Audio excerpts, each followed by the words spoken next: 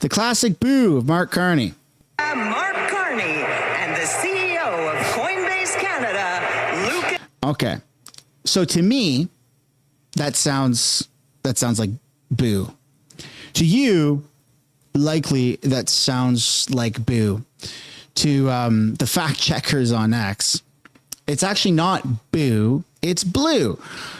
So you've been seeing some posts get community noted on X. And my camera's kind of hiding a little bit of the text, but I'll do my best to, there you go. Note suggesting. So the game was in Winnipeg. It's a Winnipeg tradition of the Blue Bombers fans to yell blue during the anthem. And it's previously been mistaken as boo, such as this example from years ago. So they weren't apparently booing Mark Carney. They were yelling blue. Oh, goodness. I don't even know what to believe anymore. So Mark Carney actually had an opportunity to address this morning, just like an hour ago. And here's what he said. Very tough. You were booed. What does that show you about Western disaffection? Look, we've got, we meet with everybody. We represent the entire country. We were cheered as well as the other. And we have representation across the country. I'll say one other thing, which is that in a few hours, I'll have a virtual meeting with the First Ministers of the provinces and territories. And, we're all looking to work together. I met a few of the premiers when I was in Winnipeg, working together for the country, whoever people voted for. Thanks very much. Thanks, Prime Minister. So if it was actually blue that was being said, I feel like Mark Carney would have used that opportunity right then and there to say that it was actually, well, maybe some people were booing, but this is a long-standing tradition of people yelling blue for the Blue Bombers during the national anthem. And so that wasn't the case. Mark Carney didn't correct the record, and it turns out that he actually did get booed. So there you go. Prime Minister, now Mark Carney, gets booed at public events the same way that Justin Trudeau got booed at public events. Kind of interesting. Very interesting. Now we're going to take a look here at a Liberal appearing on CBC to talk about the budget. Let's have a look. Poilievre quoted your video and said your comments on the Liberal budget show there is turmoil inside the caucus. Is that the message you meant to convey in your video? Well, he quoted only parts of the video. I was laughing a little bit because I would have thought the opposition leader in this country was capable of articulating his own concerns and wouldn't be quoting a Liberal MP who overall supports the budget. But he says this is his criticism, that your attack, as he called it, of the budget shows a dissent within the Liberal Party. I mean, are there issues of unity inside the Liberal caucus? Just to flat out say it. Do you view things the way Mr. Poilievre was portraying them yesterday? Well, obviously not. And I think yesterday was a pretty transparent attempt to deflect from his own leadership troubles. And we should distinguish between two kinds of disagreement, right?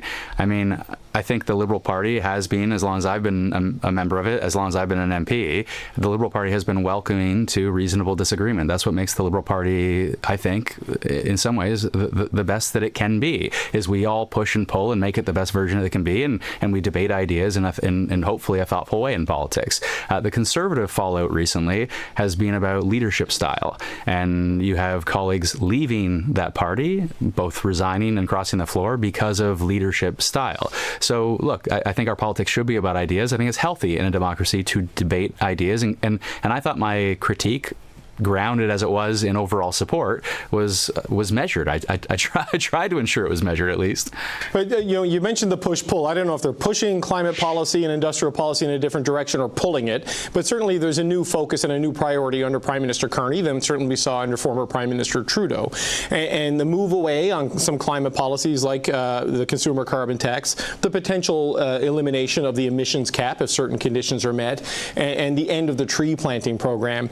These are all pretty big shifts that have some people I would describe as maybe more progressive members of the Liberal family are kind of uncomfortable with. I mean, how widespread would you say that is inside caucus? I know these are issues that you highlighted in your video.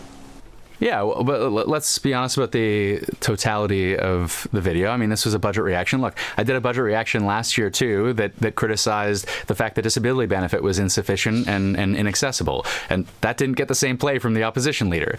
So let's start with the premise that this overall does a lot of good things. And let's look at how it meets the moment on sovereignty, for example. There's important measures around Buy Canadian policy and procurement. There's important measures to support the armed forces in a really significant way. Important infrastructure spending. There's an important innovation policy and helping to attract researchers and talent from the U.S.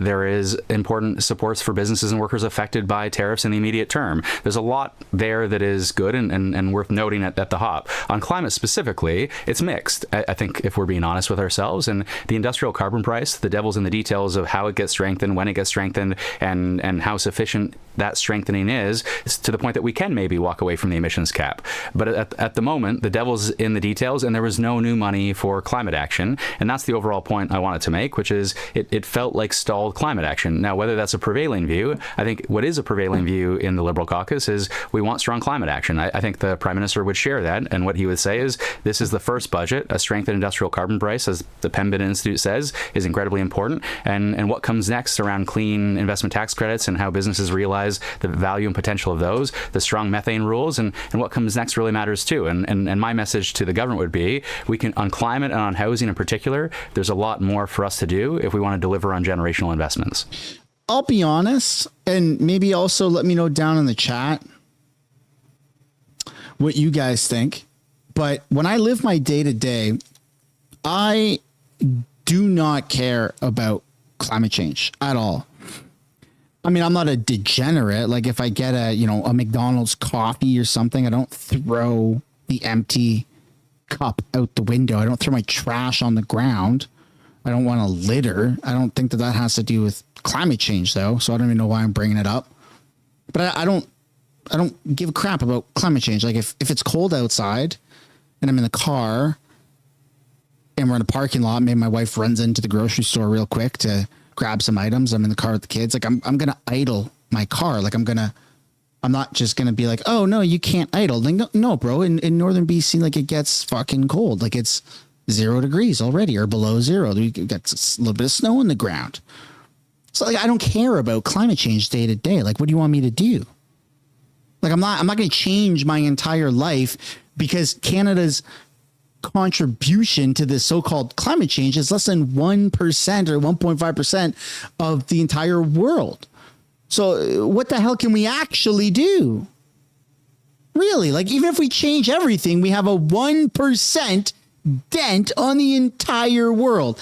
Isn't that a little insane? Like, shouldn't we be worrying about like actual big contributors of climate change, like China and stuff like that? Like, what the hell has Canada got anything to do with this?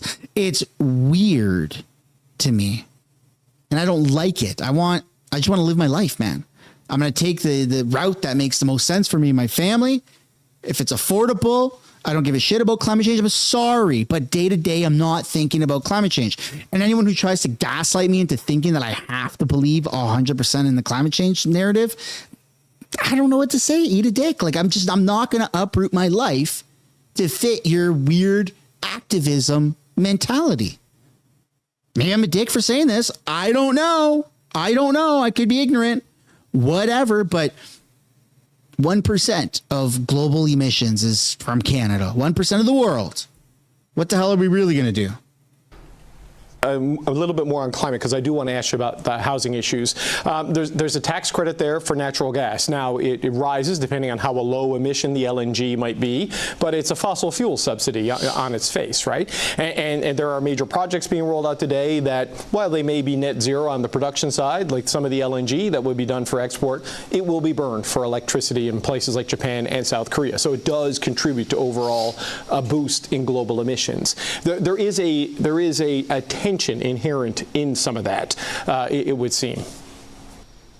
I mean, at the end of the day, I knocked on doors across Beaches, East York, and I knocked on doors across a lot of Ontario, actually, in more than 20 different ridings, and we committed to make this country a clean energy superpower. And so those clean investment tax credits will go a long way. And yeah, I highlighted an inefficient fossil fuel subsidy as something that I didn't like to see in the budget, but overwhelmingly, I also said the investment tax credit pieces and the strong methane rules and the strengthened industrial carbon price, these were all key pieces. And again, if I could just say, I mean, I think if you are delivering generational investments, you've got to be looking at housing, you've got to be looking at climate action, and you've got to be looking overall at spending more and spending less, I should say, to invest more with a view to future generations. Right. On the housing, though, like that is a key one, certainly for young Canadians, right? And this is something you've highlighted in your criticism, that it's a retreat even from what you ran on in the election in March and in April. Scott Aitchison, the Conservative critic, said pretty much the same thing, as did Mike Moffat, who is a pretty good faith player. It's so funny. Like, these people, I'm willing to bet, both drive gasoline cars. They both buy products that were delivered either through a gasoline or diesel vehicle. They both hop on a plane that uses jet fuel. Like, it's literally just posturing. It's trying to fit in. It's like keeping up with the Joneses for a narrative because you're too afraid to just speak your mind. Like, what are they actually doing day to day? These two goofs on camera right now. What are these idiots actually doing day to day that's just so much better than what you and I are doing that helps fight and solve climate change? These two peanuts. It doesn't make any sense. I hate this. I hate being gaslit into this weird activism shit. Just fuck off and let me live my fucking life. I'm going to drive a vehicle. I'm going to keep the vehicle on, and it's going to be idling in the summertime because it's hot as shit. And it's going to be idling in the wintertime because it's cold as balls. That's just how it's going to be. Like, fuck off and let me live my life. I don't care. I don't know. Can I say these things? Am I ignorant? Am I rude for saying these? It's just how I feel. In the housing policy space, I would say. I mean, why do you think the government has moved back so quickly from where it was just in April in the election on housing policy and gone with a less ambitious plan, as has kind of been described? Well, I'm not the right person to ask in terms of where the government's at on housing today, especially in relation to the multi-unit residential build tax incentive. That wasn't in the budget. That wasn't the platform. I presume the government is working on that, and it's more of a timing question more than anything. I don't think they're walking away from the idea of that. I don't think so. But that's best to ask someone else that question. But on housing overall, yeah, I think I felt the same on housing as I did on climate, which is there was more we could and should have done. And before the... Fuck off, dude. I'm going to go and I'm going to just turn my freaking Hemi truck on right now and just let it idle. I'm going to go... Where's my wife?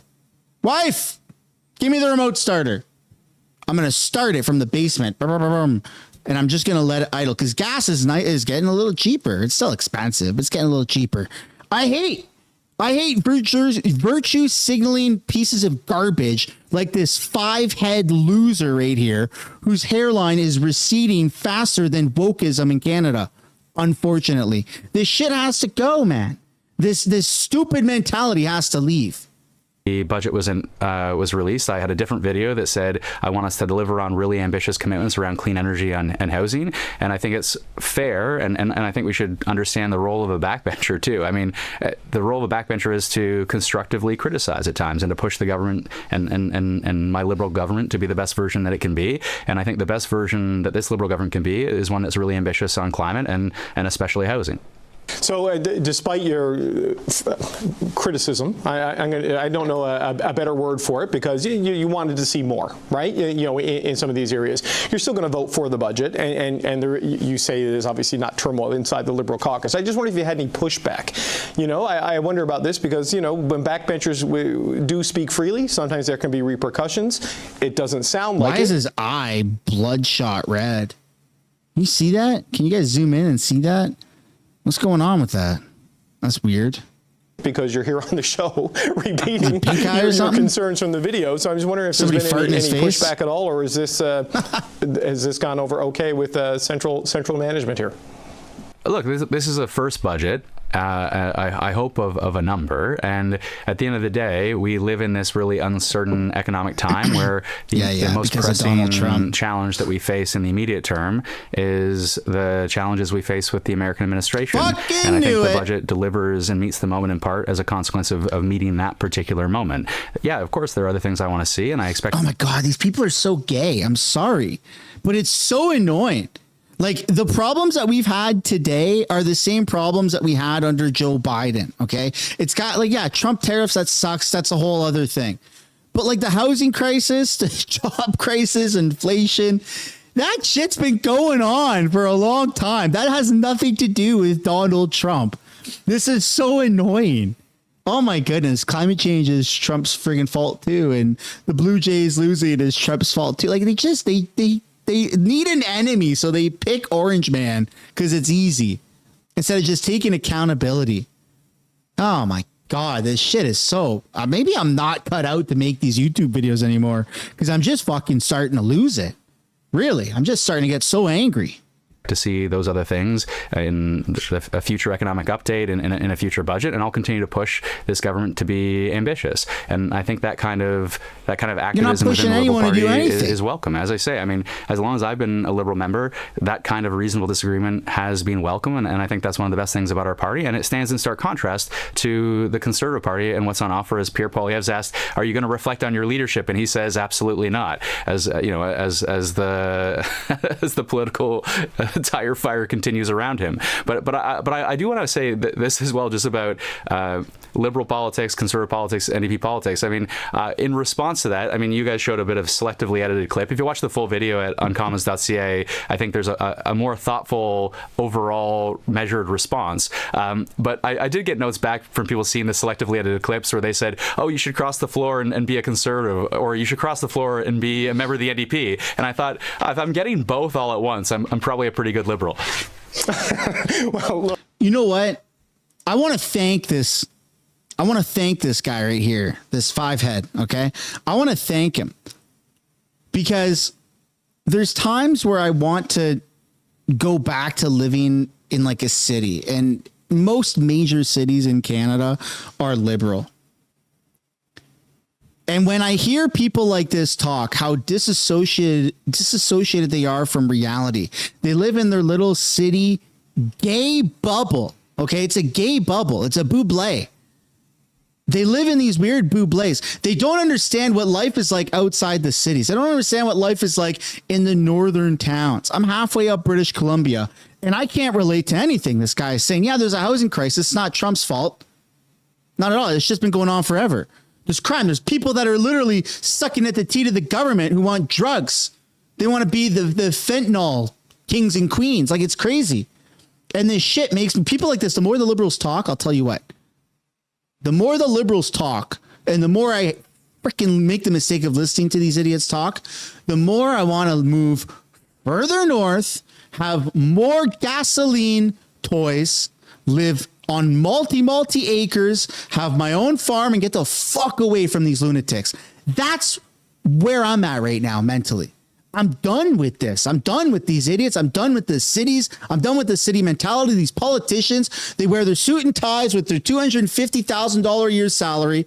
Okay, they got a driver for them. They got somebody to wipe their ass and clean their shoes, sometimes at the same time. These people have all the benefits. They need a doctor. They tell their assistant, they don't even pick up their phone. They tell their assistant, "Hey, Susie, can you book me an appointment for later today?" "Yeah, sure thing. Sure thing. Anything you want." Like, give me a fucking break, man. Millions of Canadians don't have I don't have a family doctor. That shit makes me angry. Talk about doctors. Where's that in your budget? Let's bring more doctors in. Let's get more people qualified as doctors.